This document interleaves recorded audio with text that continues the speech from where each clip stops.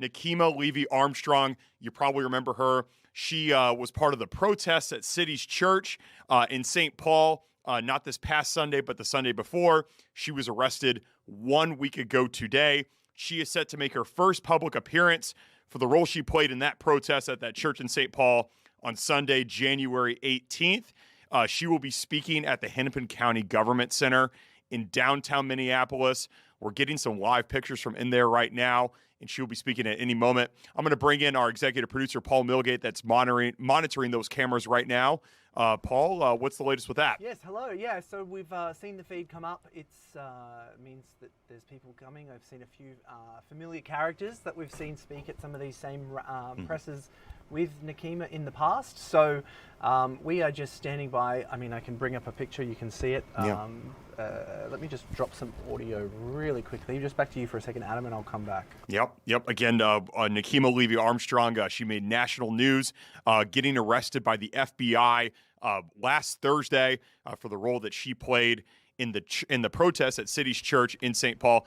There is a live look at the pictures there. And Paul, if you remember correctly, if my memory serves me correctly, last week, I think it was either Monday or Tuesday, probably Tuesday of last week, the day after Martin Luther King Day, they held a press conference in this exact same spot, and then she was arrested just 2 days later. So this is going to be returning to a familiar scene for her. Yeah, and I'm just trying to build a super while I'm on the fly with you right now, but maybe I'll do that later. So I just waiting on that for Nekima to take to the microphone. She's usually pretty on time, so I imagine that it's not going to be long until we're going to be able to take you straight out there and bring you back those live pictures, the live sound coming from Government Center. Yeah. You probably remember too when she was arrested 1 week ago today. There was a sort of a little mini controversy over her image. The agents that arrested her filmed her as she was being arrested, and then the DHS Secretary Kristi Noem put out a picture of her online with the image of her being arrested, and then the White House also tweeted a photo of her, except it was an AI generated photo of her looking like she was crying and whatnot, which was not the case. She was as it was seen in that video, and as she described, very, very cool, calm, and collected during the entire matter. Nekima Levy Armstrong, she's accused of conspiring to deprive the City's Church congregation of its First Amendment freedom to worship. And it's important to note, she wasn't the only one that was arrested because of this. There was a St. Paul school board member also arrested from this, Chantel Allen. She'll be speaking in this press conference as well. There was also another gentleman that was arrested too. I don't believe that he'll be talking at this press event that's going to be happening here shortly. So again, we're standing by with live pictures inside Hennepin County Government Center in downtown Minneapolis, where Nekima Levy Armstrong, civil rights activist, local community organizer in regards to these ICE protests, is set to make her first public appearance since her arrest 1 week ago today, which was at a hotel just right outside U.S. Bank Stadium in downtown Minneapolis. She claimed that she was receiving death threats at her home, which is why she was staying in a hotel, and that is where the agents went and arrested her. This is all for the role that she played in the City's Church protest in St. Paul on Sunday, January 18th. And if you're not up to date with that story and up to speed with that story, you're probably asking yourself, why was she protesting inside a church? Well, allegedly, the pastor of that church, David Easterwood, works for DHS and has a role allegedly within the ICE operation here in the Twin Cities, and that is what Nekima, along with others, went into the church on Sunday, January 18th, and were protesting that pastor's role that he allegedly plays inside this Operation Metro Surge. Again, we're just standing by for Nekima there. There you see her in the pink. She's on the phone. And so that is Nekima. And right to the left of Nekima, you see the lady. She's facing the camera with an H on her jacket. That is Chantel Allen. There is a gentleman that's blocking her at the moment, but standing right behind that gentleman is Chantel. She was arrested alongside Nekima. She is a St. Paul school board member. There you see a live, clear picture of her with the that Letterman's jacket on. Both her and Nekima were held inside Sherburne County Jail last Thursday night but were released on Friday, despite the intentions of the White House to keep her behind bars. A federal judge was able to release them on Friday, but they did spend the night in jail. Both her, Nekima Levy Armstrong, that is, and Chantel Allen. There was a video of when Chantel and Nekima got released from that jail that got posted online. I believe that video was recorded by a journalist of some sort. But this is the first time that Nekima will be making public remarks since that arrest. Now the camera is going right into Chantel. You see behind Chantel, and I'm forgetting the gentleman's name. He is Nekima's, and the camera, of course, pans away immediately. That is Nekima's attorney, and then if the camera goes back, almost to the left there, behind him, you see Jelani Hussein, the executive director of CAIR Minnesota, CAIR. That is the Council of American Islamic Relations. If you've been following our coverage here on the afternoon shift of this ongoing story, he has made several remarks in the past. And there you see in the red to the left, that's another speaker that'll be speaking. Her name is Michelle Gross. She is a local community organizer and an activist in this whole movement as well.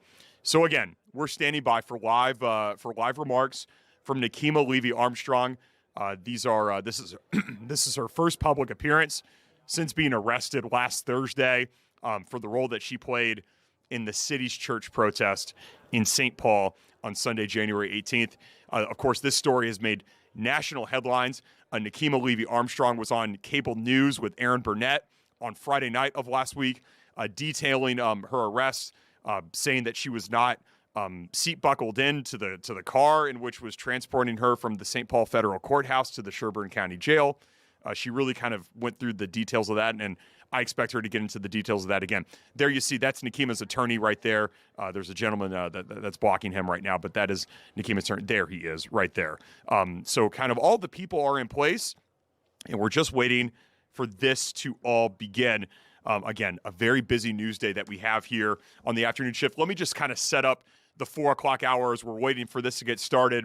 We have on University of St. Thomas law professor Thomas Berg that's going to be talking about the potential partial government shutdown that could come tomorrow. The Senate today not passing a DHS spending bill, basically rejecting that, saying that the agents need more training. So we're going to get Professor Berg's perspective on that, as well as his interpretation of the Bill of Rights. There have been a number of amendments in the Bill of Rights that have been points of conversation here locally in the Twin Cities, specifically Amendment 1, Amendment 2, Amendment 4, Amendment 10. We're going to be talking to Professor Berg specifically about Amendment 4, which prohibits the federal government from conducting, and I quote from the Constitution, unreasonable searches and seizures, which would apply to ICE and the role that they play inside people's homes and whatnot. So that's Professor Berg. I should mention before him, it is likely that I'm going to be joined by Fox 9 anchor Tim Blotz to discuss Amy Klobuchar's announcement that she is entering the gubernatorial race here in Minnesota, which will obviously leave an empty Senate seat as well. So lots of kind of musical chairs in regards to the 2 Senate seats. Obviously, Tina Smith not running again. So again, it seems like there's going to be 2 open Senate seats, and then obviously an open governor seat with Tim Walz saying that he will not be seeking a 3rd term. Jo Hagen, she is with this organization called Alight, which really helps the families of refugees. They're holding a kids drive. One of the stories that's kind of been slipping under the cracks here during all of this ICE news is what happens to the children of parents that get detained by ICE.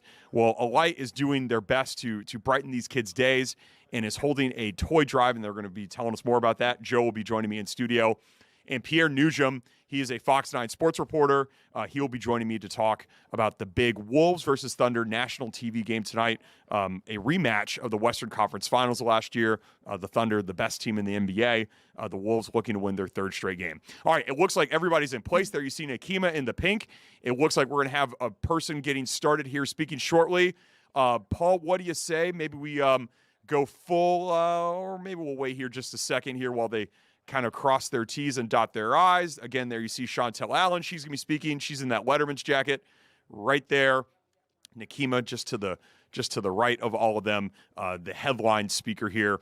Again, all of this is happening inside Hennepin County Government Center in downtown Minneapolis. Many of these same people held a press conference just last Tuesday talking about the role that they played in the city's church protests. It looks like they are about to begin here, so let's take a listen inside Hennepin County Government Center, where Nekima Levy Armstrong will be making her first public statement since her arrest last Thursday. So boycott charges determined. Let them come on this side and let's come on this side. Okay. Is this you? Did you want to speak? Is this you? Check. Yep. It looks like they're just getting everything situated. You probably heard Nekima's voice there actually talking about the boycott Target sign that they've got going there. Nekima organizing this entire thing as it all kind of gets situated there inside Hennepin County Government Center. This should be a real I'm trying to get my words here straight. This should be a really enlightening remarks that Nekima is going to be making. Again, the first public remarks that she's made since she made national news about getting arrested for the role that she played in the city's church protest in St. Paul. It looks like they're about to begin here.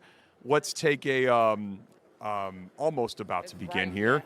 And I'm sure they're going to be addressing these boycott Target signs that they've got going on. Let's take a listen in. Here they're getting started. Suleiman, last name Adan, Adan, and I'm the Deputy Executive Director on the Council on American Islamic Relations here in Minnesota. We are gathered here today not just as organizers, activists, and advocates, or even for you all as members of the press. I want to name that we are also here as witnesses.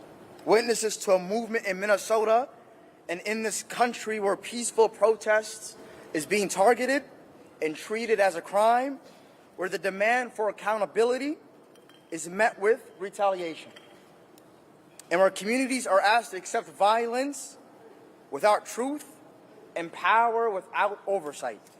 We are here because the killings, or rather I should say the murders, of Renee Good, of Alex Peretti, here in Minneapolis did not happen in silence. There were witnesses there. It happened in public, in front of neighbors, cameras, and communities who saw, recorded, and continue to remember. And today we stand to say that those memories matter, that what people witnessed matter, that our eyes, our voices, and our collective conscience matters. This press conference brings together a broader civil rights coalition to confront the political targeting of organizers, the unchecked expansion of the militarization of ICE here in Minnesota, and the criminalization of dissent under federal enforcement obligations.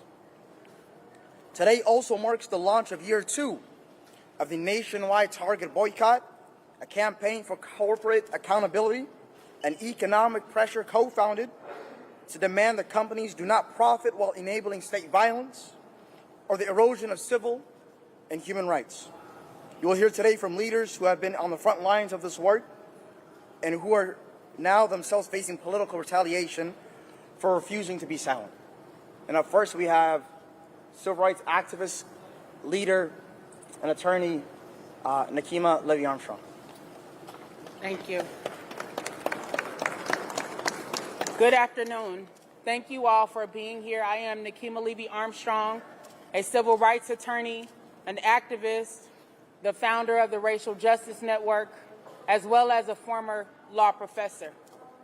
I stand before you today as someone who is facing political retaliation at the hands of the Trump administration for using my voice to speak truth to power and to challenge what I feel is a conflict of interest with regard to ICE pastor David Easterwood serving as both a pastor at City's Church in St. Paul, as well as the acting director for the field office for ICE in the state of Minnesota. In that capacity, David Easterwood has condoned the conduct of ICE agents who have wreaked havoc upon the streets of Minneapolis, who have brutalized people, and who have murdered people, all while our government tells us to wait and be patient Minnesotans have been extremely patient and have exercised restraint with regard to the level of violence, brutality, terrorism, arrests that have happened, violence against women, kidnapping of children, and on that our community has been forced to endure. We are here today to say we will not be silenced, we will not be intimidated, and we, the people, will continue to show up with our whistles and our voices as they bring guns and munitions to level against innocent people. Had Governor Walz listened to us weeks ago, following the killing of Renee Nicole Good, it is possible that Alex Preddy might still be alive today.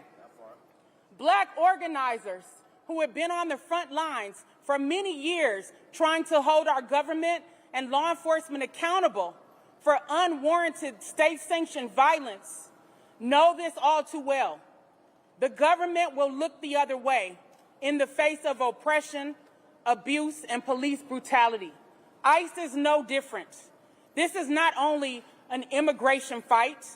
This is a fight for police accountability.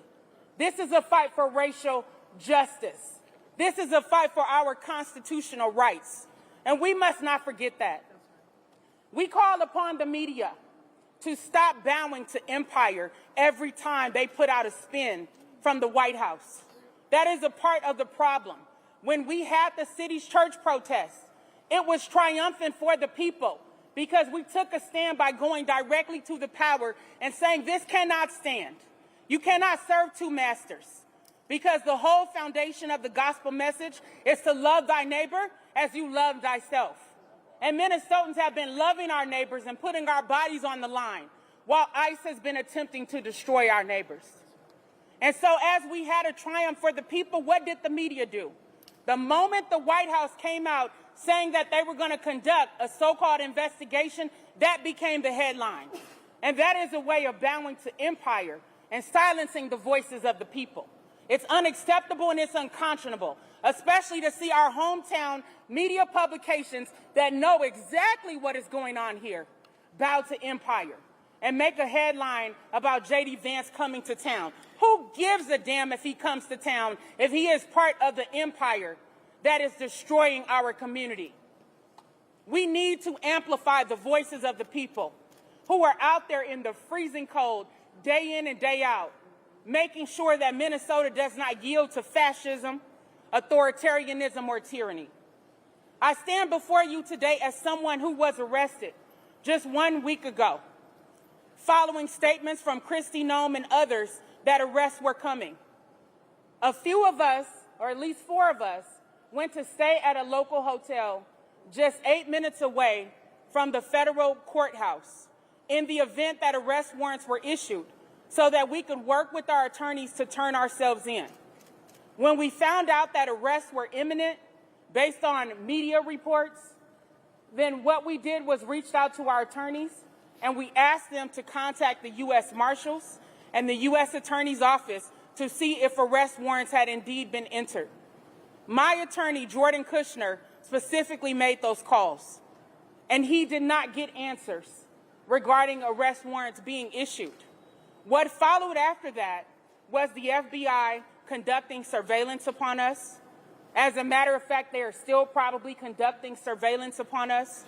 They came to the hotel where we were staying, apparently looking for us, surrounding the hotel, and even doing a stakeout in the room across the hall from me.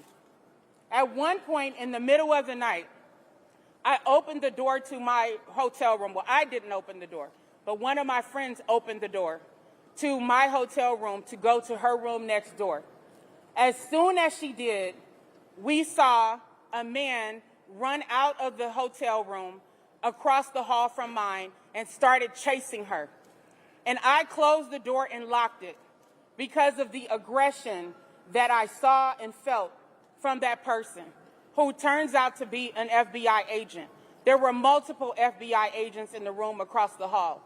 And they tackled my friend in the hallway and were physically abusive towards her, manhandled her, bumped her head, and even caused a concussion. Why did they do this? Well, my suspicions at the time were correct, because they thought she was me. Even though I am several inches taller than my friend, they thought she was me, and they were attempting to manhandle her. Now, mind you, I am a brain tumor survivor, someone who has had neurosurgery to stay alive. And these goons were willing to tackle and attack me in the hallway, not saying freeze, not saying you're under arrest, but acting like they were on a football field with regard to the brutality that they exhibited towards another black woman, again, thinking that it was me. That's absurd and it's unconscionable. And when I closed the door, I made sure to reach out to our attorneys and ask them to get to the hotel as soon as possible, because we were under attack. And we did not know what lengths those FBI agents would go to. It's really sad that the hotel compromised our safety by cooperating with federal agents at the time and allowing them to set up a room next door. Now think about the lengths that the FBI went to. Think about the lengths that Homeland Security went to. Think about the lengths that the White House went to try to capture nonviolent protesters at a church. Meanwhile, they have yet to conduct an investigation into the killing of Renee Good and the killing of Alex Prezi. As a matter of fact, what did they do after Renee Good was killed? They lied on her and claimed she was a domestic terrorist. The President of the United States lied on her and claimed that she tried to run over ICE agent Jonathan Ross. What did J.D. Vance do, an attorney like me? Misstated the law, claiming that federal agents had total immunity, and then tried to backtrack his statements after Alex Prezi was killed. Yet, here we are, black women, nonviolent. Our only weapons are voices, being treated like Hannibal Lecter, being treated like a mass murderer. Tell me, where is the justice in that? And media, you have a responsibility, as I said before, because you all participate in spinning headlines and turning us into criminals. Even though we are standing up for the poor, we're standing up for the vulnerable, we are standing up for the truth. Now let's talk about what happened when we got into the federal courthouse. So upon our arrest, let me backtrack. Upon our arrest, you saw that I was calm, cool, and collected when talking to the FBI. I asked them specifically, why are you recording? And the response was, oh, it's not going on Twitter or anything. They asked me to record, which I thought was really odd. Thankfully, there were people on our side who were also recording, and the world got to see the truth following the White House putting out a distorted image of me, crying and hysterical, exaggerating my features, and darkening my skin. Shame. That is what they did to O.J. Simpson, darken his skin. So this is a pattern. This is a part of caricaturizing black people and trying to make people afraid by saying this is what will happen to you when you stand up against a corrupt, fascist, and authoritarian government. But you all see that I was not afraid. I did not back down. I stood in the spirit of my ancestors and black women who for centuries have held it down despite state-sanctioned terroristic violence against us. So after that happened, once I was actually handcuffed and taken into custody, we got into the federal building, and there were marshals who were shocked that we were being arrested for protesting. They could not believe it, and they said so. When we got into court, as you could see, the magistrate judge ordered that Chantel Allen and I be released that same day. And the judge the magistrate wound up granting a request from federal prosecutors to give them a 1-hour stay in order for them to contest our detainment. In other words, they wanted to keep us in jail, even though the magistrate said that we could be released. So the judge said, you have 1 hour to submit your brief. And there was supposed to be a hearing that afternoon. But you know what happened at the federal courthouse? Because we had over 150 supporters from the community who showed up, they closed the federal courthouse early. And 8 minutes after that 1-hour stay, they transported Chantel Allen and I into a vehicle by the U.S. Marshals and took us to the Sherburne County Jail. But they didn't just take us to the Sherburne County Jail. They used 3 different sets of restraints on us as if we were hardened criminals and murderers. We had ankles, shackles on our ankles.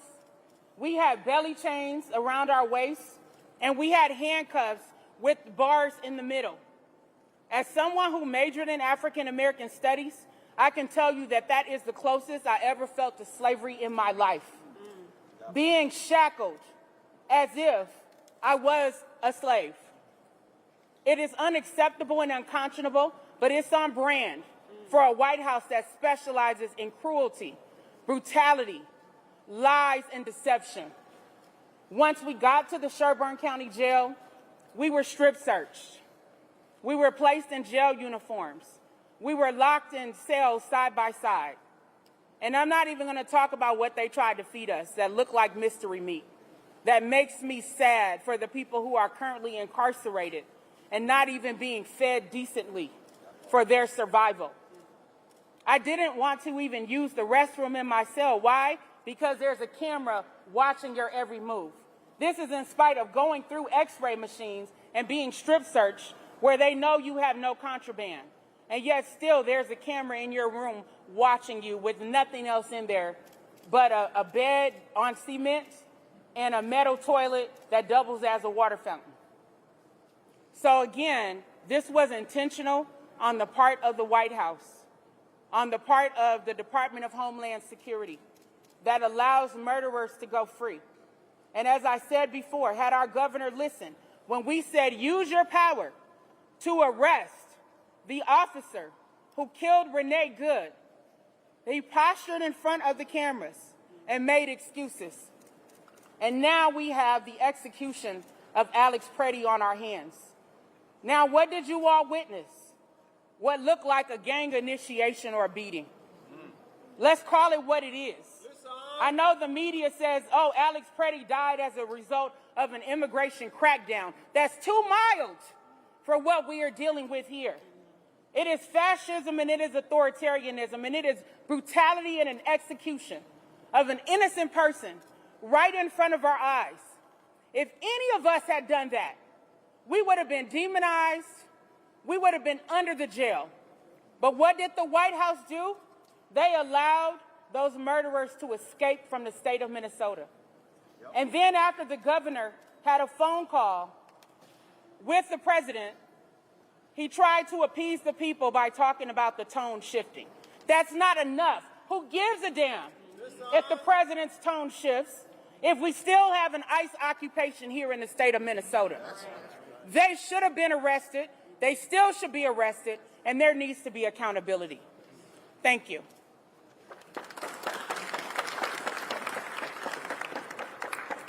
Something that comes to mind for me is Tom Homan, Donald Trump, J.D. Vance, City of Minneapolis Mayor Jacob Fry, State of Minnesota Governor Tim Walz, need not have been alive or been leaders during the Civil Rights Movement to know or to think or to wonder what side of justice they would have been on at that time. Their actions in Minneapolis, in Minnesota, this month alone is a reflection of what side they would have been on in justice. Next, I would like to bring up the co-founder of Black Lives Matter Minneapolis and St. Paul Public School board member Chantel Allen. Thank you. It's Black Lives Matter Twin Cities, and I'm also part of the National Black Lives Matter Grassroots Organization. Nekima said it best about everything kind of we went through. One thing she left out is in the transport, they didn't handcuff, they didn't put a seatbelt on us. So they had us shackled, and then our arms were chained to our stomach, and our feet are chained together, and we're in the back of this ride, and they didn't give us a seatbelt, and they were just driving reckless like they were trying to Freddie Gray us. I just want to add to that because that's the kind of terror that they're putting on our communities right now. I always have to ask as a school board member, how are the children? We keep talking about our neighbors. We keep talking about, community and adults and what's happening to protesters, but our children are witnessing this level of terror right in our city right now. Our children are going to online learning right now just to avoid being exposed to this terror. And if you think because your child is a citizen, they don't recognize what's happening, you're wrong, because these conversations are happening on the playground. Their friends are being taken. Their friends' parents are being taken. Their teachers are being taken. Their mentors are being taken. The people that they love are being just stolen away from here, and all they see is the violence attached to it. What is this going to do for our society in 20 years? How are our children going to feel about our government, about our people in 20 years after they're seeing all of this during their foundational years? That concerns me. A week before all of this went down, we had thousands of kids walk out of school to say, take a stand. Arrest Jonathan Ross. Do something. We're afraid. We're down 500 kids in our school district right now of children who are just afraid to come to school.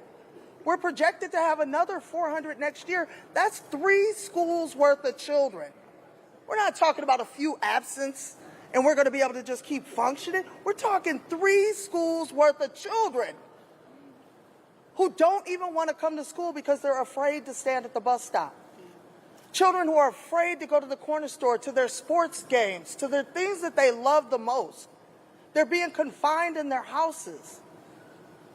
When, as a society, are we going to say, let's protect the children? That's right. Let's protect the children. Let's do everything in our might to protect the children. And I'm here to say I'm willing to do everything in my might to protect all of these children in these Twin Cities. They should not be exposed to this, and we need serious accountability right now, and we need ICE out of our city so that we can go back to safety and we can start the healing process so that this doesn't continue to trickle on for the next 50 years.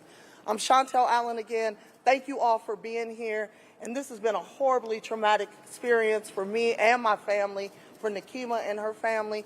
But it is a horribly traumatic experience for our small children, y'all. Pay attention to our children.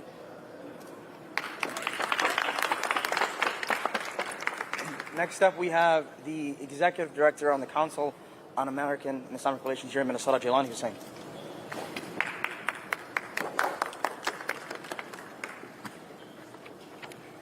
First and foremost, I want to just acknowledge the incredible leadership, the incredible gift that Minnesota has in these 2 incredible leaders, in Dr. and Reverend and Professor Nekima Levy Armstrong, and Chantel Allen, someone who not only is on the streets but takes deep passion in supporting our children and our youth. We are indebted, Minnesota is, the whole country is, for your steadfast, for your leadership, for continuing to stand up. America, we find ourselves once again in the middle of a historical moment. What most will not know, but I must remind, is that 6 years ago in Minnesota, while the whole nation faced a pandemic of a COVID pandemic, we in Minnesota were tasked to take care and remind the nation of the oldest pandemic, the pandemic of targeting black and brown people in this country. Yeah. We faced the murder of George Floyd. Yes. And George Floyd is the face and the name of the countless people in this country who have faced the brutality of police brutality in all over America. Minnesotans were woken up in May of 2025 to the horrors of a man crying for his mother. May of 2020, the cries for his mother. And he moved us in Minnesota in ways Minnesotans did not expect. But that movement didn't happen just in Minnesota, it happened globally. And in this moment, we find ourselves once again,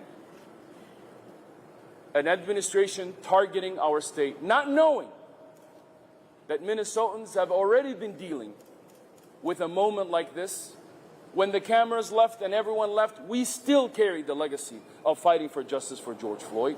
It never left us. And for many Minnesotans, once again, we find ourselves in a moment where government, state-sanctioned violence is being targeted against innocent people. The same people here in Minnesota are once again standing up and showing the rest of the country what it's like to fight for justice, what it's like to fight for our neighbors. And this president, this administration did not know the resiliency of our state, and they are meeting it head on today.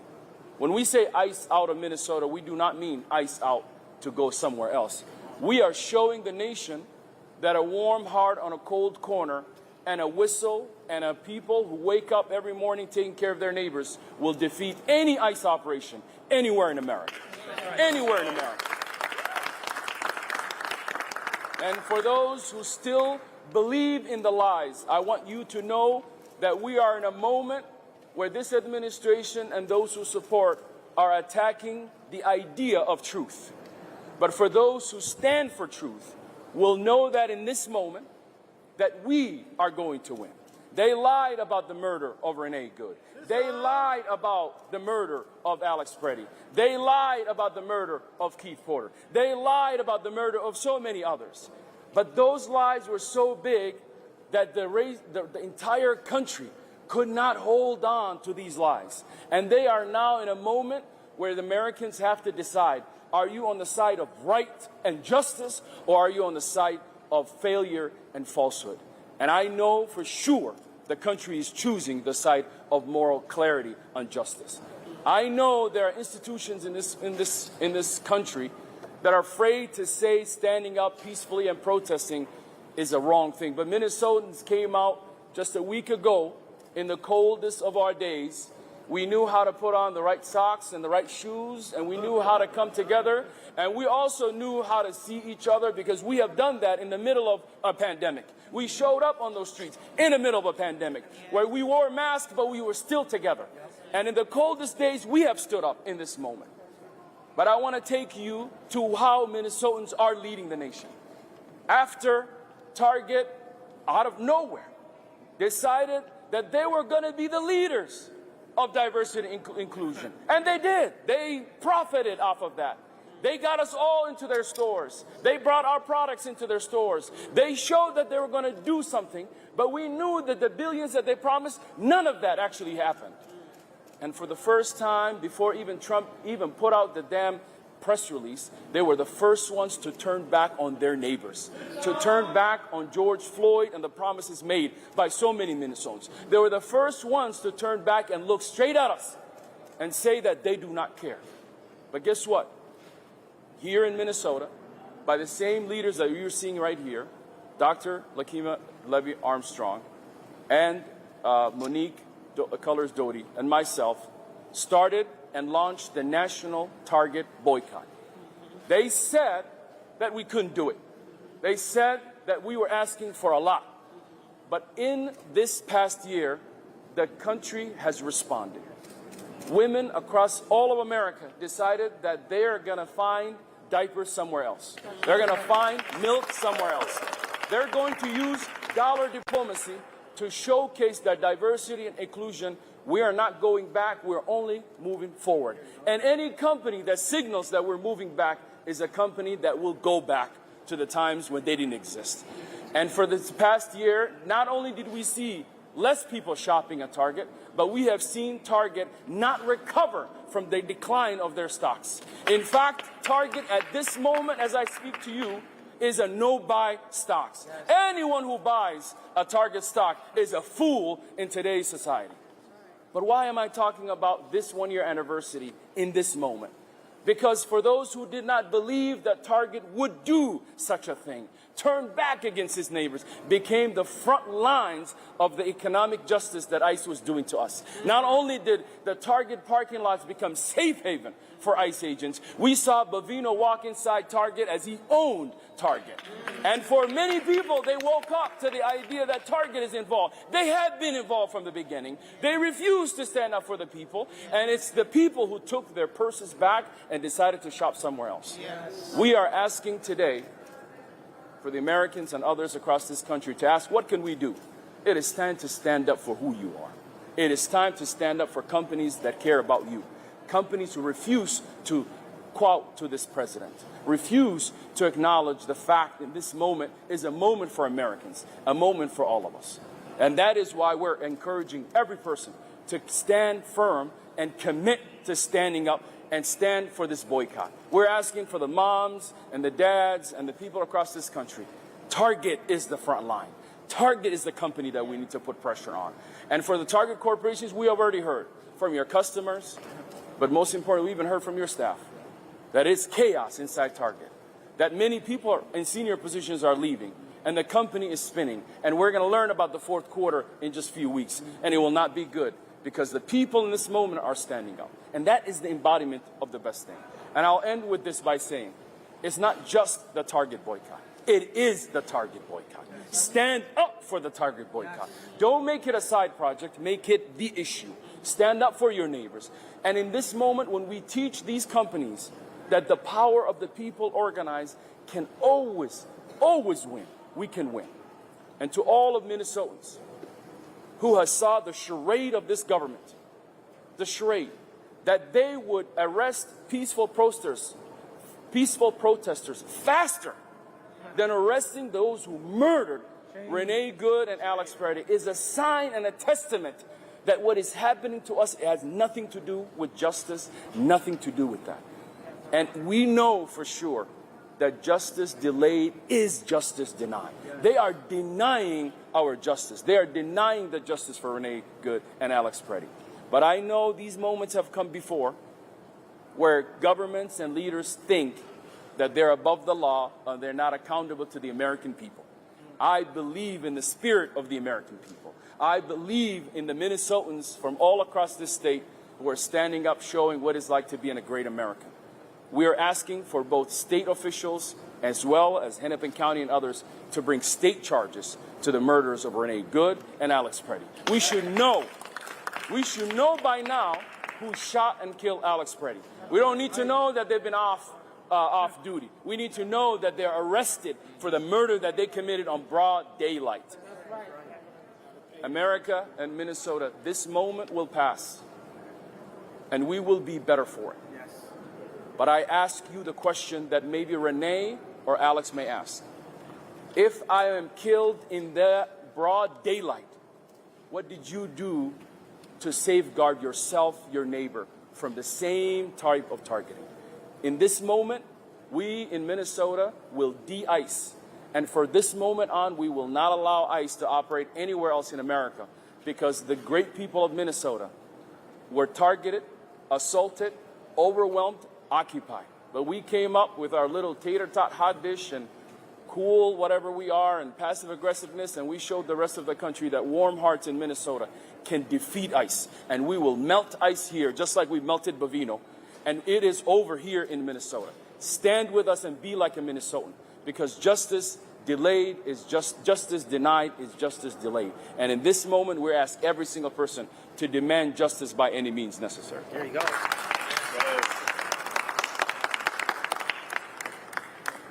Thank you so much, Jelani Hussein. Next, we have another co-founder of the nationwide Target boycott that was founded here in Minnesota, Monique Colors, Dorothy. Thank you. If there's one thing that I want the people of America to understand, if they're not here to see it, know that here in Minnesota, we hold the line. Yes. That's right. That's right. This is nothing new to us, holding the line. It's just gotten larger with ICE. And that's why we can come out and be so damn good at it. Yes. That's right. In Minnesota, we've been holding the line, standing in solidarity for all oppressed people here and across the country, across the globe, across the planet. We've been standing for a free Palestine. We've been standing for a free Congo. We've been standing for the people of South America. We've been telling the truth for those voices that have been silenced. So we hold the line in Minnesota. That's right. This is nothing new. Now it's grown. And we have even more people coming out because still in Minnesota, we have people who are still compassionate. We have people who love their neighbors. We have people who will not sit by and idly listen to whistles being blown and their neighbors being dragged out of their house by ICE. We have people who are compassionate enough to put on their outfits to stand outside in the cold and make sure that the children are getting in the school safe and getting picked up from school safely.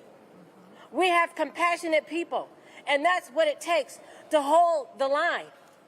So while we go through these tragedies here, and families getting separated, and students getting arrested, like last night with the 50 to 70 students arrested on campus at a noise demonstration at the U of M, I believe Masters Hotel, Graduate Hotel.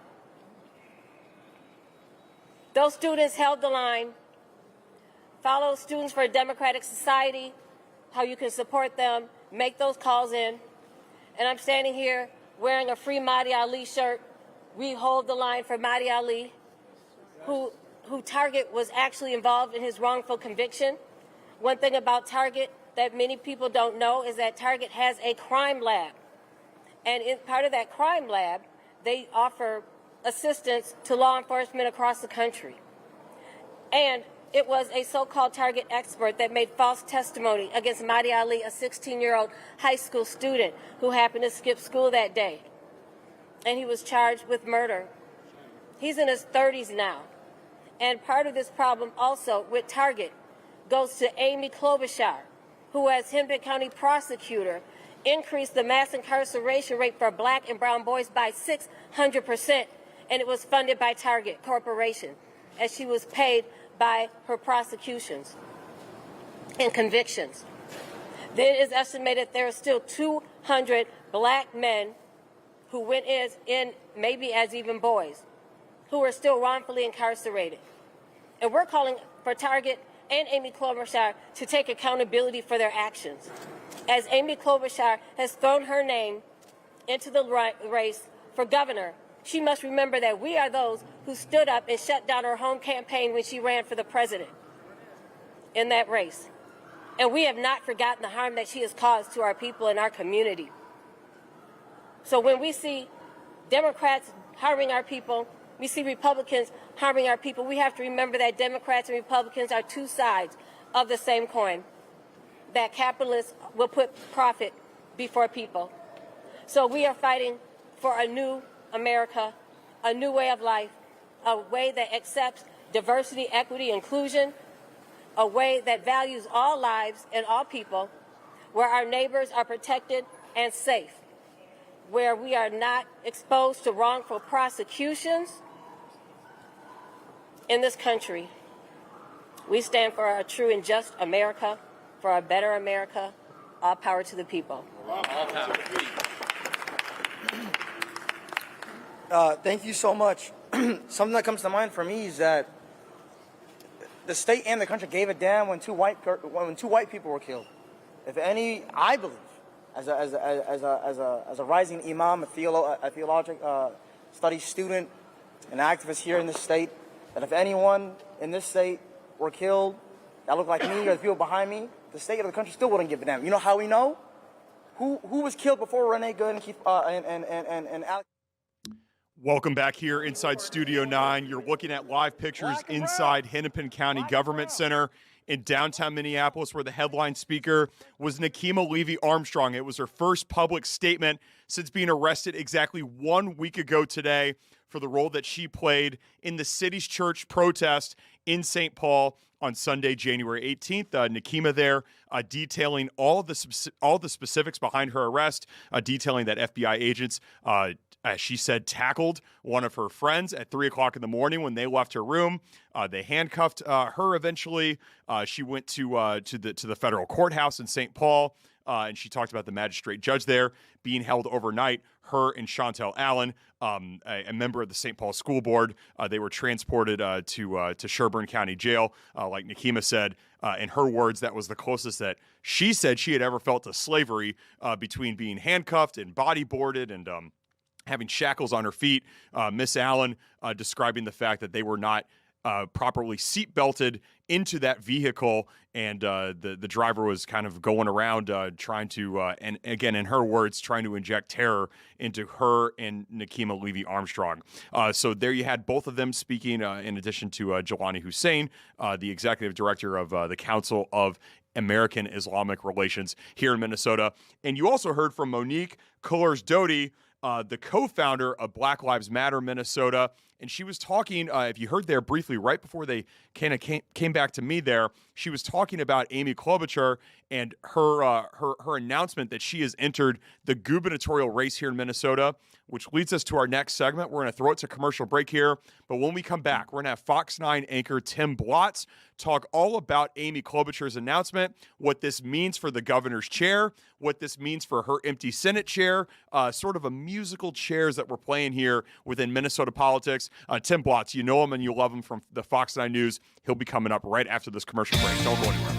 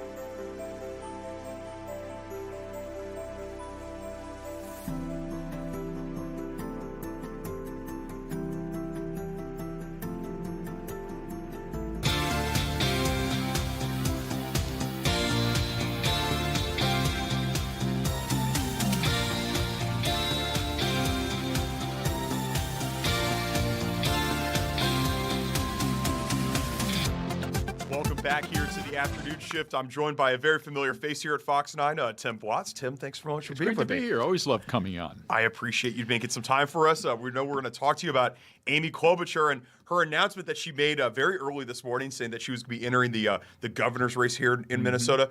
Can you talk about this announcement, sort of the political ramifications here? Well, this is not an unexpected announcement, right? When Governor Walz ended his campaign for re-election 3 weeks ago, Amy's name immediately shot to the top of the list, right? For several reasons. Number one, she's very popular in outstate Minnesota. She has won all of her Senate campaigns by significant margins. Her last race here in 2024, she won by 15 percentage points. Wow. And you have to recognize and understand that in today's world of politics, to win by a 15 percentage point margin is a landslide. Yes. Right? Yes. So she is very well liked, especially in greater Minnesota. She's done a lot to build a lot of inroads there. She's got a lot of contacts, and she's brought a lot of federal dollars with legislation across the state. So she's very well liked and respected. In fact, she wrote a book a number of years ago called The Senator Next Door, which was basically to launch her presidential campaign at the time. Right. And which, of course, she had to end. But so she's laid that groundwork across the state. Very popular. So her name was kind of put out there as a potential successor to Governor Walz. And because of that, other prominent Democrats held back, because they were all waiting to see if, in fact, she would run for governor, because they knew that if, in fact, she did run and file the paperwork and make the announcement, that their chances would be slim to none of getting the nomination and the party endorsement. So she filed her paperwork last week, right, which kind of sealed the deal. But you have to do it anyhow. You got to file the paperwork first, and then, perhaps make the decision not to run. But no one really expected that. And then, of course, this morning she made the announcement, and no really big surprise there. Yeah. Where do you think for her? There are some people that would say being a senator is maybe more prestigious than being a governor. I know Rob Olson kind of asked her this question, and she answered it by saying, I care about the people of Washington doing good work in Congress, but I care about my home state more. In your opinion, what's the more sort of prestigious job? I mean, she could have run again to be a senator. Yeah, absolutely, she could have in another 5 years. Yeah. Right, and. And it's funny because that same theme was part of her campaign announcement today, that I love being senator, but I like Minnesota more. And I think you're going to hear that repeated by her often on the campaign trail for her to justify to the voters why she wants to give up this safe seat to become Minnesota governor in what is really kind of a trying time right now, right? Yeah. Excuse me, I got to wipe my nose here for just a second. It's cold outside. Yeah, right. And in this building, And too. in this My building, goodness, yes. I've got insulated underwear on from head goodness, to toe. yes. I mean, look at this. I got silk here. I've got long johns on. A true Wisconsinite you are. Freezing in this building. Yes. And we've had so many remodels in the newsroom over the past couple of years, and this building, and we can't get the HVAC right to save our souls in this building. So, oh my goodness. Yeah. But anyhow, we were talking about the governor and why she would run for this seat, and it's very rare that this happens. In fact, there's a political scientist at the University of Minnesota who's done the homework on this since 1900. Okay. So more than 126 years, there's just been 21 sitting U.S. senators who've been elected governor. Wow. Okay. Just the opposite for governors running for Senate. Yeah. In that category, there's been 153 governors that have run for U.S. Senate. So it's almost a 7-1 margin. Yeah, sure. Right? Yeah. So there's very few times that this has happened in U.S. history. Yeah. The last time this happened in Minnesota was back in 1935, okay? And we had a DFL candidate, U.S. Senator Elmer Benson, who gave up his Senate seat to run for governor. And I'm going to pull back and give you a little more context at that time. Yeah. We had a senator at the time who was our senator from Minnesota. He passed away. Elmer Benson was appointed to fill that vacancy. He held that job until state statute says you have to hold the job until the next November's election, general election. So he held the seat for 1 year and decided, you know what, I don't want to run for election for this Senate seat. I'm going to run for governor instead, and he won. Yeah. So it's the only time in recent Minnesota history that that's happened. Yeah. And some of you may say, well, Tim, what about Mark Dayton? Okay, I got it. I get it. Mark Dayton was our sitting senator here for a while. Mark resigned. He decided not to run again. So he did not run directly for Minnesota governor while being a U.S. senator at the same time. Right. So that's the little difference there. But yes, Mark Dayton was a senator here representing Minnesota, and very famously gave himself a grade as F. Oh. He just did not find that the Senate suited him. The Senate Democrats were in the minority at the time, and he just felt that he couldn't be as effective as he wanted to be. So he left the Senate and then later ran for Minnesota governor. In fact, his desk mate inside the U.S. Senate chambers was Hillary Clinton. Oh, how about that? Who was a senator from New York, of course. And they became very close, very good friends. And when Senator Clinton announced that she was going to run for president, Mark Dayton was her first endorsement. Oh. Her first really big endorsement. So they had a very tight relationship because of that bond that they had in the Senate at the time, which led to a lifelong friendship for the two of them. Sure. Amy Klobuchar, like you said, trying to do something that hasn't been done in Minnesota in 89 years, 1935. Elmer Benson, sitting U.S. senator, trying to run for governor, and Mr. Benson did win that governor's chair. So let's talk about all of these different chairs that we've got here. So we're going to have an empty governor's chair. Tim Walz has decided to step down. That election's happening this November. Tina Smith, let's not forget about her. Right. She's retiring, so that seat's going to be open. And now Amy Klobuchar's seat is also going to... Well, she's got to win the governor's seat. So she doesn't win. In theory, she could lose the governor's race. I mean, that would be pretty wild if she lost the governor's race, right? Let me remind everyone. Yeah. The November election is still 10 months away. Okay. In politics, that's an eternity. Yeah, An absolute eternity. Anything could happen in that 10 months, which could dictate the outcome of the election. I mean, let's face it. 2 months ago, we didn't anticipate an ICE surge here in Minneapolis that has really upended politics, not just here, but on a national stage now as well. Yeah. And, there may be circumstances that we don't know about yet that could very much influence the election coming up in November. That's why we have elections, right? Right. And you've got a slate of GOP candidates, very qualified GOP candidates who are going to run as well, including House Speaker Lisa Demuth, who put out her own ad instantly today saying that Amy Klobuchar is a career politician and more of the same. If you want a third term of Governor Walz, then vote for Amy Klobuchar, is essentially what the Demuth campaign is saying right now. And so you've got a lot of GOP candidates. Mike Lindell, the CEO of MyPillow, who has had a very close relationship with Donald Trump in the past. You've got Kendall Qualls, who's been a candidate in the past. Scott Jensen, Dr. Jensen, former state senator, who wants to run again as well, who was the GOP candidate 4 years ago. So Michelle Tafoya announcing that she's going to run. Well, she's going to run for Senate.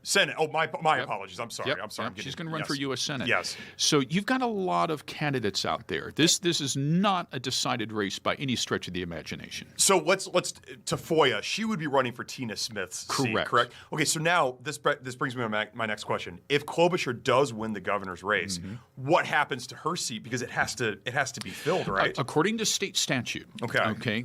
To Minnesota state statute, what happens is the sitting governor then appoints someone to fill the vacancy, Fill the vacancy. That person then fills that vacancy and holds that seat until a special election that would take place in November of the next year. So it would be 2027. Okay. So that's what will transpire if she wins. Big if Senator Klobuchar wins that seat. So if she wins, she will appoint, as governor, she will appoint somebody to that seat, and they will be a senator for 1 year, at least 1 year. It could be either. It just state statute says the governor. Yeah. Okay. So it could be Governor Walz or herself if she's elected. So we might be getting ahead of our skis here a little bit, right? Sure. Because we don't want to speculate too much, but this is what state statute calls for. The governor appoints someone to hold the vacancy. That person holds the vacancy until a special election in November of the next year. Okay. So lots to play out over these next 10 months. And like you said, a lot can change. You don't want to get too far ahead of yourself and just expect that she's going to win. Although that would be pretty fascinating, given the fact, like you said, Tim, she's had so much success running her races. All of her wins have been by double digits, which in these day and age, a double-digit win is a landslide. If she were to lose the gubernatorial race, that would be... She stays as U.S. Senator. She stays as U.S. Senator. That would be a pretty fascinating thing. Of all those Republican candidates that you listed out for the gubernatorial race, which one do you think gives her... Is it Demuth, you would say? Well, it's... I'm not going to speculate by any means. It's their campaigns to run. Scott Jensen has got incredible name recognition because of his campaign from 4 years ago. Very well liked. Lisa Demuth also has name recognition because she's the sitting House Speaker in the Minnesota House of Representatives, and has really launched a campaign based upon fighting fraud in the state of Minnesota. So, we will see. We've got party caucuses coming up next month that will probably become a barometer of who at this moment has some strength in these elections. Yeah. Before we let you go, Tim, Paul and I, we were having some fun off the air. The word gubernatorial. It's kind of it's a strange word here. You know I looked this up. Do you know the origins of this word? Why we use it? I've always wondered that myself. Yeah. I have no idea. I have no idea where that comes from. But I think I know somebody who does, and I think we need to bring Paul into the conversation. Paul, do you know? Do you know the answer to this? Well, I have done a little bit of research. When we decided that we would do this, because Adam and I I've been taking the mickey, as what I would say in Australia, out of Adam, as he's been saying gubernatorial for the last few weeks, because I was like, what is this word?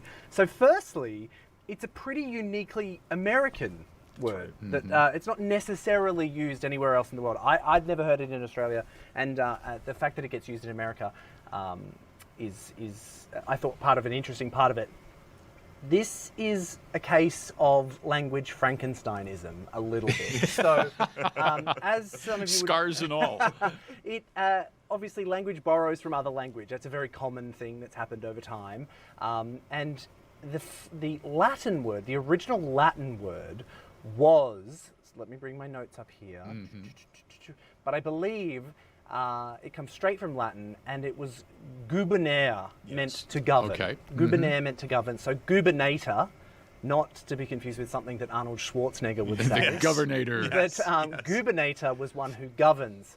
So then the French picked that up, and they just skipped the B entirely. They went to gouverneur, and that's where that went. But English, at some point, decided to do a little bit of a French, English, Latin hodgepodge, and they took on governor for the act of, or the noun, but then when it came to the, I'm trying to think of the correct word here, but yeah, basically it's when French and English all got meshed up, when that all happened back in, I can't even remember when that was, but in history, when French and English kind of just got together and just mashed up together, we ended up with this horrific gubernatorial.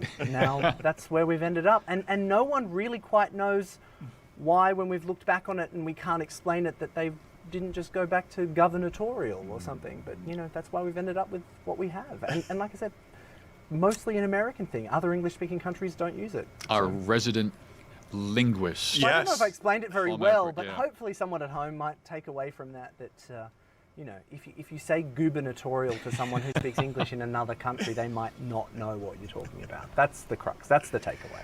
It's a fascinating word, and it's going to be a fascinating 10 months here with Amy Klobuchar, again, announcing this morning that she is going to be running for Minnesota governor. Like we were talking about, Tim, it could be a game of musical chairs here with a special election, and then obviously you have the whole sort of kind of background thing of Tina Smith's empty seat there, too. So lots to unpack here in the next 10 months. It should be a very exciting political time in Minnesota. It is. It's we pride ourselves in this state with civic engagement. Yeah. Right?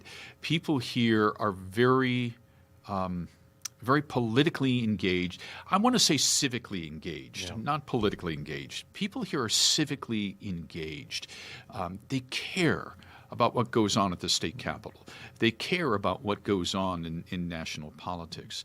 And I believe it's one of the reasons, the main reason, why we have still, to this day, have the highest voter participation rate in the country.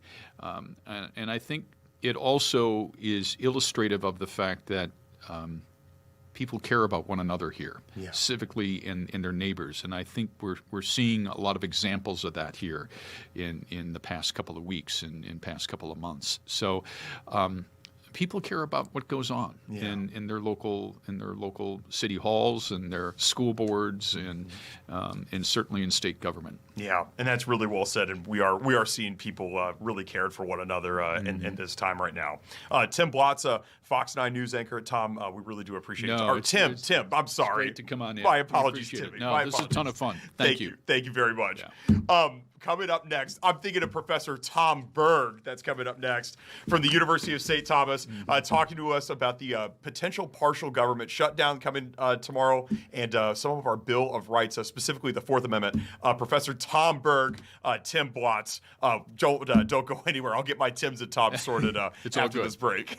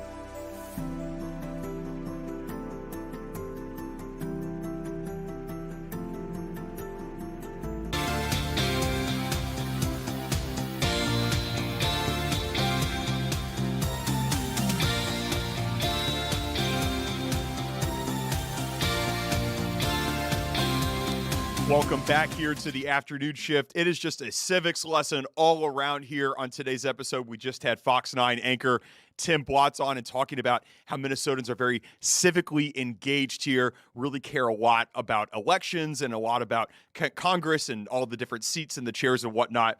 There's a lot to unpack here as it pertains to Congress and the Constitution over the next several days. There could be a partial government shutdown coming tomorrow. Joining us now to help us make sense of this is from the University of St. Thomas's Law School, Professor Tom Berg. Professor Berg, welcome to the afternoon shift. How are you, sir? Hi, good. How are you? I'm good. Thank you for making this happen. We really appreciate your time. I just mentioned that the government could partially shut down tomorrow, and a big reason why is the debate over DHS funding. Can you tell our viewers what's this all about? Why is the government going to potentially partially shut down? Well, one of the key weapons that Congress has to control the executive is the use of the funding power. The executive has a lot of power. Congress has the power to control federal funding. And in this case, Democrats have said, given the aggressive, violent move by ICE into Minneapolis, we're not going to vote for funding for the Department of Homeland Security. And that there are other agencies that are possibly involved. They're talking about possibly splitting off other agencies and funding those now, and then doing something more temporary for DHS. But the Democrats have gotten a few Republicans so far to suggest that they might go with them on splitting off DHS and saying this is the way that we have an ability to put some stop on executive power. Yeah, and you're talking about the Democrats basically shooting it down. Any changes to the DHS bill would have to be approved by the House of Representatives, but they're out of session until Monday. And so my next question to you, Professor Berg, does this pretty much guarantee that the government will partially shut down at end of day tomorrow? As best I understand it, it's a shutdown at least for the weekend, right? Yeah. So now then, how long after that? Because the Senate actually moves fairly slowly. So it's not even clear that the Senate would get to something, super quickly. So we don't know how long this would last. It's only a partial shutdown. Even if all of the agencies that still remain to be funded were to be, to go unfunded, there are still agencies that are already funded, like the Interior Department, so the national parks will stay open. But there's 6 agencies that are not yet funded. Even if they aren't funded here for a while and there's a shutdown, some things will go forward. TSA will continue to operate on an emergency basis.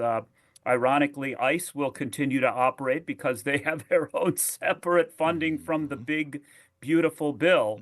So some things will continue to go forward as viewed as essential activities, but we could be in for another a partial but shutdown, but for how long, who knows exactly.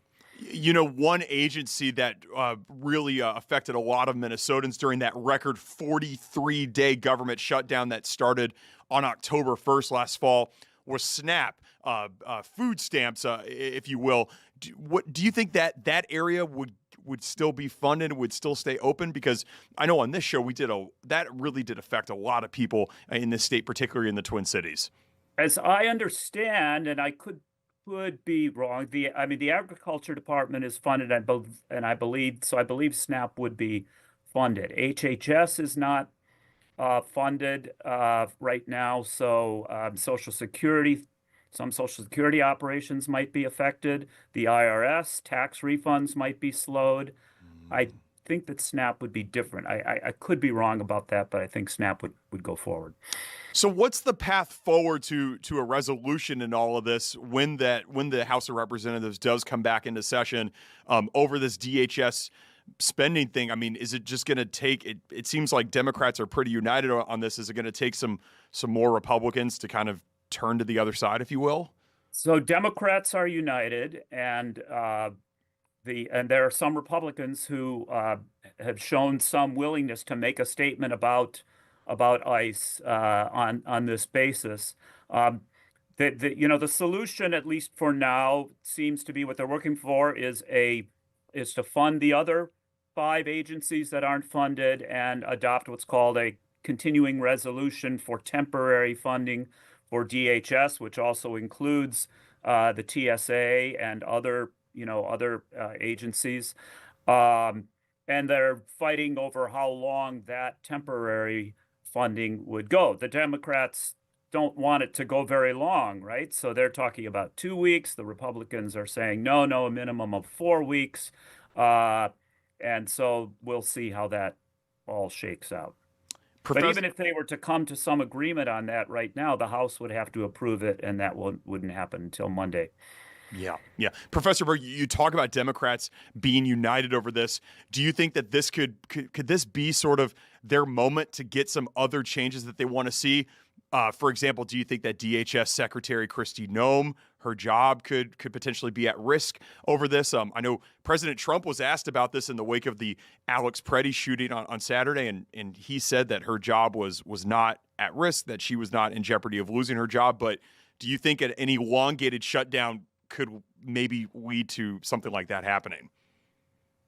Yeah, I don't know. Not, I can't really. I'm not great at assessing the political wins exactly. I do think that trying to push for Kristi Noem to be fired, although in my view justified, would be sort of taking it out of the funding area and the actual operations of ICE. So that might be another step that Democrats don't want to take. Now they may want to, because she has been the face of this and the person who's made utterly false statements about our Minnesotans who were killed. But so I mean it's possible. There is always a bit of a risk in pushing for something at the cost of shutting the government down. The other side can always say, you're the ones who are shutting the government down. In this case, it's been a no-brainer for Democrats to do it on the basis of what we've seen coming out of Minneapolis from ICE. Asking for Noem's resignation, maybe, but I haven't heard that as part of the demand. So far, it's 3 demands about how ICE conducts its operations: getting rid of the masks, using body cams, requiring, following probable cause and suspicion to stop people rather than stopping them apparently because you just don't like what they're doing. Professor Berg, finally, I just want to kind of pivot just slightly here. I know you're a real scholar on constitutional law. There's been a lot of chatter recently over the Fourth Amendment in our Bill of Rights. I just want to read it. It prohibits the federal government from conducting unreasonable searches and seizures. Can you tell us more about what we need to know about the Fourth Amendment, especially as it pertains to ICE's presence here in Minnesota? Yeah, so there's a little more language in it, and when you add up all the language as the Supreme Court has interpreted it over the years, you've got sort of 3 important things in the Fourth Amendment. You've got this reasonableness standard, which includes an idea that the government cannot act with excessive force against people. So it can seize them, it can arrest them, but it can't use excessive force, and that's certainly been an issue with ICE. Second, there's a presumption that the government has to have a warrant to enter a home, even to come up to the door of a home. There are some exceptions to that, but for the most part, the government has to have a warrant, and a warrant means something issued by what the Supreme Court calls a neutral, detached magistrate. In other words, a judge who looks at the warrant request by officers and says there's a basis for this, and that judge is independent and detached. And ICE has recently, we've learned that they have concluded that they don't need full judicial warrants to enter homes for immigration purposes, that they can use what are called administrative warrants that are not issued by a judge outside of ICE, but rather just issued by an official within the agency. So that doesn't have the neutral detachment that the Supreme Court has talked about that protects us. And then the third thing is probable cause, or at least reasonable suspicion, depending on the circumstances, to stop someone, to arrest them, to come into a home, to stop a car. You need reasonable suspicion to do a traffic stop. And there are documented instances in one of the federal cases of ICE stopping observers who are following them around and not interfering with them, but just following them around. And so it's those 3 things: reasonableness, not excessive force, warrants, and probable cause or reasonable suspicion. So much more to unpack from the Bill of Rights, and I think we're all kind of getting being brought back to our school days and listening to Schoolhouse Rock and kind of learning about these amendments to the Constitution as it's pertaining with the real world civics lesson, essentially, that we're learning here in real time in our community. Thank you for helping us make sense of all of this, Thomas Berg, University of St. Thomas Law School professor. We really do appreciate your time, and we hope to see you again here real soon. Thank you so much. Yeah, thanks. Great to talk with you. Thanks, Tom. Thank you. Thank you. All right, we are going to shift the tone from civics into something that's a little bit more heartwarming here. There is a kids drive happening here in our community, helping children affected by ICE's detainment of parents. It's run by this organization called All Right, and I'm going to be joined in studio next by the marketing and engagement manager of All Right. Her name is Jo Hagen. We're so excited to bring her on, and we're excited to have you with us here in the afternoon shift. Don't go anywhere. We're going to continue right after this.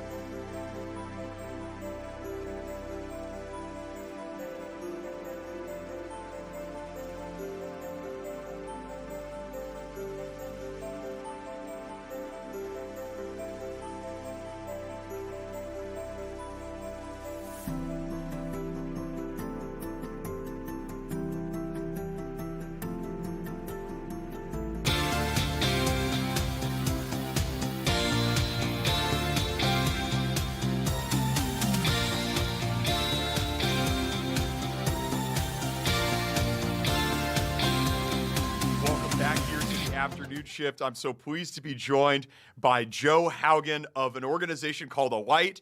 They are an organization that works aside displaced refugees and helps a lot of people here in the Twin Cities. Jo, thank you so much for being here with us today. I really do appreciate it. Thank you for having me. I really appreciate it. Yeah, I know this is a really challenging and busy time for you all. Can you tell me more and our viewers more about what Alight does? Sure. Alight is an organization that's been around for about 50 years now, and we walk alongside people who are displaced.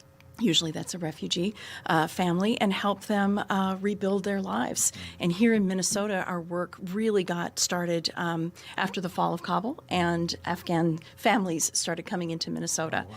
And and our U.S. enterprise was born. Yeah. And I want to get into the kids drive that you all have got going on, and it's such a great initiative. But I got to ask, just because this was breaking earlier today, this federal judge issued a restraining order to block federal agents from arresting and detaining lawful resettled refugees in Minnesota under Operation Paris. That could be kind of confusing language for people. Can you kind of break that down? What does that mean? What does that mean, and what does that mean for Alight and your mission too? Well, we saw this as well, and we're very hopeful, and we're sort of kind of waiting to see what's going to happen. But the most important thing to remember about this is that refugees have already been heavily vetted, whether that was through biometrics, whether that was through security background checks, interviews. We're talking about years of vetting. And so these people have come to the United States thinking that their ordeal is over. They're finally safe. And for us to decide that that's just not the case any longer, and to decide we're going to re-interview and frankly re-traumatize these families is well, I hate to say the word unprecedented, but that's just something that's just never been the case before. Yeah, and let's talk specifically about the families. I know you all have this kids drive going on. What are you all seeing out there in the community with the parents being detained, and then you just have just children just left parentless at home, essentially? Is that what's going on? Well, I would say the first part of this is that people are afraid to leave their homes. So we're not just looking at a situation that's a social issue. It's also an economic issue. We've got 5,600 refugee families that are being targeted by this Operation Paris here in the Twin Cities. And, you know, these are people who are not only here lawfully, but they have right to work. And all of a sudden now, because of the ICE presence and the unpredictability of the enforcement, they're afraid to leave their homes. They don't know if they're going to be kind of swept up and taken to the Whipple building. And then, honestly, we've been hearing from a lot of our customers that they're getting call-in notices. So they're getting a notice on their door, or ICE agents are showing up at their door with a notice saying, you must appear at the Whipple building. And unfortunately, what we're hearing is that when they do appear, they're being arrested and detained. And in many cases, they're being sent within hours to Texas. We're talking about people who followed the rules, and we're treating them like criminals. And then they show up at the Whipple building, and their kids... In good faith. In good faith. You had asked about that. So, and their kids are just at home. That can be the case. We have one family that a woman was detained while her child was at daycare. And luckily, some good neighbors were taking care of that child while she was detained, while she was sent to Texas. And we just heard today that she was released from Texas. So, and when she's released, it's, you don't have your documents anymore. All you have is a piece of paper that says you have now been checked and you may have a green card. Right. But they're just kind of just dropped off. It's like, yeah. So the other issue that we've got with children is not only is there not only someone to take care of the children if parents are arrested and detained, but when you are afraid to go out and everyone's stuck in the house, whether you're afraid to go to school or you're taking classes virtually, or your parents are afraid to leave the house even to go grocery shopping, everybody's kind of stuck inside. If you remember what it felt like during COVID, sure, they get this doubly because they can't go out and just, keep 10 feet away from people. They're stuck inside. And so this toy drive that we're doing right now, we are creating boxes that are customized for the family. So our caseworkers are talking to the families. We're learning, how many children are there? What are their ages? What do they like to do? And so with this toy drive, that's why we put out a wish list.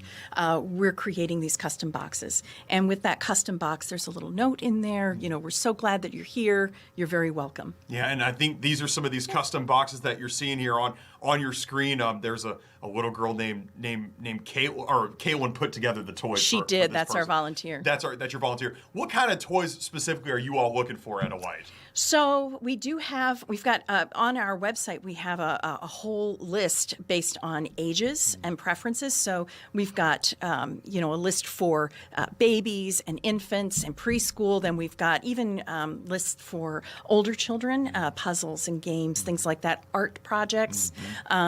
Sometimes maybe a little snuggle toy, some of those kinds of things that just make the time pass a little bit and keep the kids happily engaged while their parents are trying to figure figure out what's my next step. Sure, sure. You all actively accepting donations, and if so, where can people donate to you all? Absolutely. So our Northeast Minneapolis office is accepting donations through next Wednesday. Okay. We'd love it if you'd come between 9 and noon to be able to accept those donations, but we're very grateful, and the community has just been just so generous. Yeah, yeah. You heard it there, folks. Through Wednesday, February 4th, you can go to a Light's location in Northeast Minneapolis and really help make a difference in the life of a child that is just kind of just trapped inside, can't go anywhere out of fear of ISIS presence. And you know, Joe, this is like the typical story that kind of slips through the cracks, and we've been trying to cover stories like this in the afternoon shift of, you know, we hear the headlines about ICE.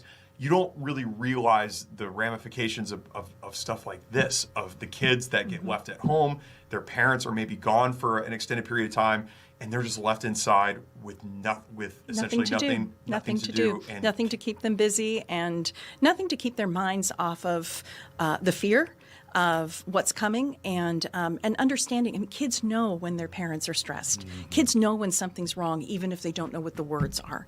So I think this is something that they can feel as though Caitlin, who did that box, who created that box, Caitlin cares. Yeah. There's a face. They know that people outside of their home care, and the community wants them there. Yeah, and we've been talking about the story. Everybody knows him, the 5-year-old Liam Ramos. You just talk about the things that he's been through in just 5 years of his life. More than, I'm 33, more than me, maybe even more than you, more than most adults have, and you think the same is probably true with a lot of these children as well. In addition to donating, how can we be more like Caitlin? How can we go put together boxes? Are you all accepting volunteers to go put stuff together? We are. We have a link on our page to volunteer. Yeah. I will say that we are vetting volunteers, so there's a little paperwork. Sure. There's a background check, those kinds of things. We want to make sure that that we're being responsible as an organization. Sure. But we have had quite an influx of over 200 people who've raised their hands and said, "I want to help." Yeah. And we're not only doing this toy drive, but we're also doing grocery deliveries. Yeah. We are helping with emergency planning, and we're also offering rides to appointments, just so somebody has somebody to go with them and help them feel safe. Yeah, so many people are looking to get involved, and this is a great way to start that.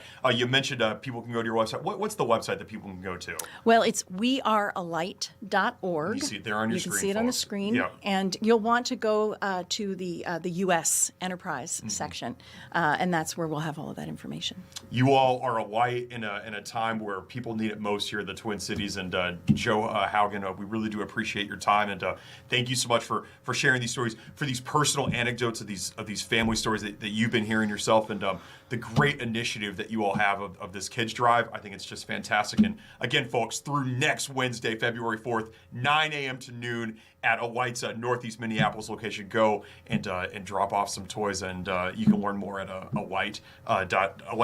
Wearealight.org. Wearealight.org. Joe, thank you so much for your time. I really do appreciate you. Thank you for having me. Thank you. We are going to continue here on the afternoon shift. Coming up next, I'm going to welcome in Fox 9 sports reporter Pierre Nugent. Big night tonight for the Timberwolves. They're hosting the NBA's best team, the Oklahoma City Thunder, at 8:30 at home. This is a rematch of the Western Conference Finals.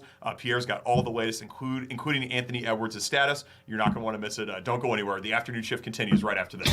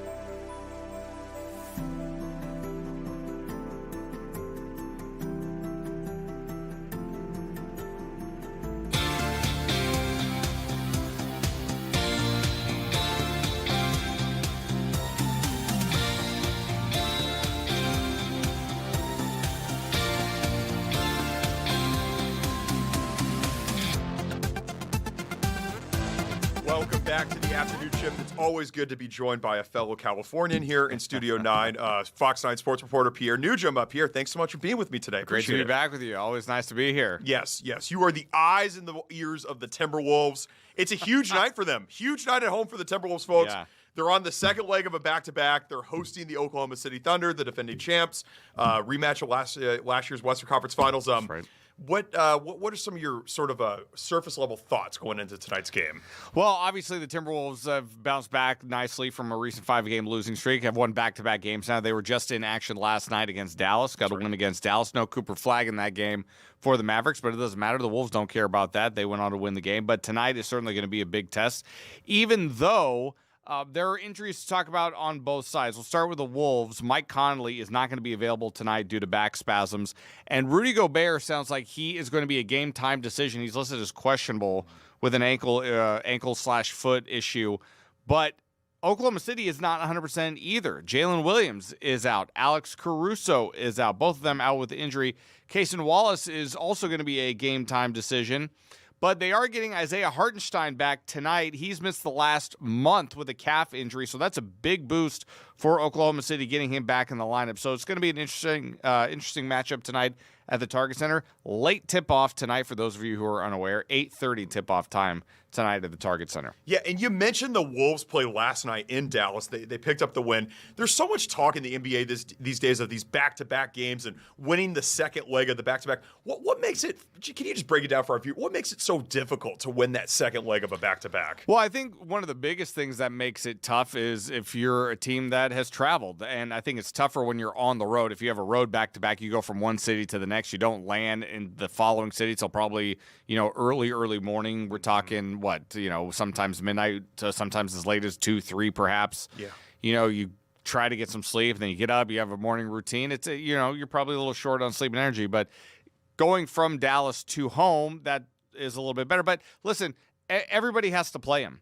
And there are, with the way the schedule has been laid out over the last couple of years, the way the NBA has done things, there are fewer back-to-backs now to let guys try to get rest. So it's really tough, yeah, when you have to play. Well, I would say it's tougher right now specifically for Minnesota because when the game on Saturday was postponed to Sunday, now you're playing Sunday, Monday, you're off Tuesday, now you're playing Wednesday, Thursday. This is the 4th game in 5 nights. It's a lot. For Minnesota. It's a lot. So that really can be a lot for a team to endure. And I know back in the day, sometimes you would have 4 games in 5 nights, but they've lessened those throughout the course of the evolution of the NBA schedule. So it's a tall task, especially when you're playing, like you mentioned, the best team in the NBA. Yeah, that's right.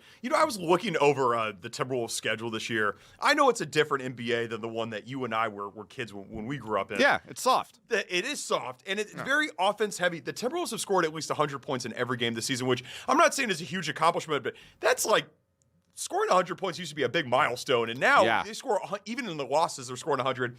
The Thunder are the top scoring team in the NBA, 120 points a game. The Wolves rank 5th with 119. Is the path to victory tonight going to be to get into a boat race with the Thunder? Because it doesn't seem like that's the game that you want to play with them. Well, I think without Jalen Williams for Oklahoma City, I think that is going to make it a little more manageable for Minnesota if it does get to a track meet type game. But that's not really the way Minnesota has played, even though Chris Finch has wanted to play faster. He's talked about that for 2 straight years. But let's be honest. I mean, when you have Rudy Gobert and Julius Randle in the lineup, those are guys that are not really conducive to playing fast, which is not a bad thing. Minnesota is 7th in offensive efficiency, so it's not a bad thing. But it all starts on the defensive end. It all starts on the defensive end if Minnesota wants to win this game tonight. 3rd in defensive efficiency, even though, again, Chris Finch over the past week, especially during that 5-game losing streak, was just harping about how guys are just not doing the right things defensively. But still, this is a team that, when it wants to be, is one of the best, if not the best, defensive team in the NBA. So what I'm looking for, the thing that I look forward to now the most when I see the Wolves and the Thunder match up is what type of mood Chris Finch is going to be in after the game, because he has made it very well known that he does not love the way the game is officiated especially when you're talking about the Oklahoma City Thunder. We all saw last year Shai Gilgeous-Alexander, the fans yelling free throw merchant every time he would get to the foul line. And Chris Finch has made his feelings well known about how it is to play in games against this team and how it is to play against, this team in the way these games have been officiated in the past. So that's really the thing that I look forward to the most in these matchups. Yeah. What's the status of Anthony Edwards tonight? I know he played last night, but he's dealing with a little bit of a foot issue here. There's been some foot maintenance that's been going on with he's not on the injury report. And last I checked, which I think the last time I checked was about an hour ago, he's still not listed on the injury report. So he wasn't a late addition, at least as of right now. I could be wrong. As of right, like I said, I haven't checked in about an hour, but I did not see him on the injury report at all today. Yeah. And I can guarantee you with Anthony Edwards, when he sees who's on the schedule and he sees who's on the opposite side of the court, on a night like tonight, even if his foot is bothering him, I'd be shocked if Anthony Edwards did not play. Absolutely shocked. Yeah, and these players, they get up for games like this, right? No question. They have to, don't you think? Yeah, no question. There's no question. I mean, that's one of the things that I think Minnesota has been guilty of over the course of this season and in seasons past is a knock on this team has been they don't seem to rise to the occasion when they face lesser opponents, which is, I think, a criticism of the team that has not been talked about enough. That's not an excuse. I don't care who you're playing. You're a professional athlete. You're a professional basketball team or football team or baseball team. It doesn't matter who's on your schedule. You got to get up and perform. This is definitely a game that I think Minnesota will be bringing it all. I know the fans are definitely going to be into it, even though I know it's a late night tonight for Minnesota. But everybody's going to be into it tonight. The defending champs in town, you got something to prove. They lost the last time they were here. They've split 2 meetings so far this season. So we'll see how Minnesota responds after playing their 4th game in 5 nights. And I think they'll have one more matchup after tonight in Oklahoma City. Yes, that's correct. That'll be 4 total. 7.5 point can under. I jump in? Yes, Paul. This might sound like a dumb question, but no I dumb ask questions. Well, there are. There are. And this might be one of those. But, I mean, we're talking about a professional sports team, right? My question is, Pierre, you've had a front row seat to this before. Do they take things like this actually personally? Is this actually a grudge match? Are they coming back? Or do you is it in a different basket because it's it's their job? Or do their feelings really get hurt and they kind of want to come back and beat this team for the sake of beating the team? Are you talking about as a result of what happened last year in the Western Conference Finals? I think maybe in the first matchup of the season, you might have a little bit of that. You don't forget who knocked you out of the postseason. But on a night like tonight in late January, even though they are the defending champs, I can't imagine those type of feelings really come into it. All they care about is trying to get in the win column. When the playoffs roll back around, if we see these two teams go at it again, the emotions start to go up a little bit. There's no question about it that the emotions and the stakes rise at a different level in the postseason. But on a night like tonight, when it comes to those personal feelings and things of that nature, I don't think it goes any farther than just wanting to get a win in the win column tonight. Yeah. You know what rivalry in the NBA really reminded me of a true grudge match, and I know you'll appreciate this as a Sacramento native, where the Lakers-Kings battles in the early 2000s, and there were fights that happened in the tunnel, in the locker room, and even in the regular season. Those were, you got Rick Fox, Doug Christie. Those were real grinded out games. I know that a lot of Lakers fans and the Lakers players of that era wouldn't call it a rivalry because the Kings never beat them in the postseason. I think that's a fair criticism. But let's be honest. There was this, to me, the Lakers and Kings of the late 90s, early 2000s. That was almost 25 years ago. Yes. That, to me, was the last rivalry I've ever seen in the NBA. Yeah. And I think that's part of the reason why this has hurt the league, because I don't think there are any rivalries in the league today. I really don't see any rivalries. I don't when it's like, when this team and this team link up, it's must-see TV. It's Lakers a grudge Celtics doesn't really mean as much anymore. No, it's not. There are no great rivalries in the league anymore, and there haven't been for quite some time. And that's something that I think hurts the league. Yeah. I really do think it hurts the league. Part of it is I know a lot of these guys they've known each other for years and years and years. They played AAU ball together. They go on, perhaps sometimes they play each other in college. These guys, they played Team USA basketball together, or maybe they know each other from playing internationally for another country. They all know each other. They're all pretty much friends with each other. So there's no real beef. And I know that doesn't make for great theater for the fan, but at the same time, it's, I really miss the days of the Bulls and the Pistons, the Bulls and the Knicks, the Kings and the Lakers. I would even go as far as to say, there were times like it was Suns or Jazz and Rockets from in the late 90s had some great games with great players.